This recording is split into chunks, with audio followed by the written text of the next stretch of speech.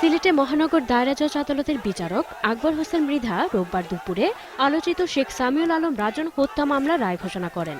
মামলার রায়ে আসামি কামরুল ইসলাম, ময়না চৌকিদার, পাভেল ও বাদলকে ফাঁসি দেওয়া হয়। নির্যাতনের ঘটনা ভিডিও চিত্র ধারণকারী নূর মিয়ার যাবজ্জীবন ও অপর আসামি মুহিত আলম, আলী হায়দার এবং পলাতক থাকা শামীমকে 7 বছর ধরে কারাদণ্ড দেয় আদালত। কামরুল ইসলাম, সাদিক আহমদ ময়না, তাজউদ্দিন উর্ফে বাদল, জাকির হোসেন উর্ফে পাভেল তাদেরকে মৃত্যুদণ্ড প্রদান করা হয়েছে, জরিমানা করা হয়েছে 10,000 টাকা করে।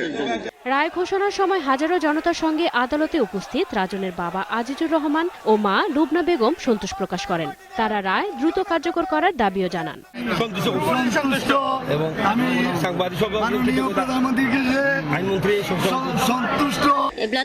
রায়ের কার্যকরটা যে ফাঁসির ইয়েটা তাই তাড়াতাড়ি ভিতরে দ্রুতভাবে যেভাবে সুন্দর হয় তাড়াতাড়ি ভিতরে তাই ফাঁসির শেষ করি লইতা। আর আসামি পক্ষের আইনজীবীরা জানিয়েছেন তারা উচ্চ আদালতে যাবেন।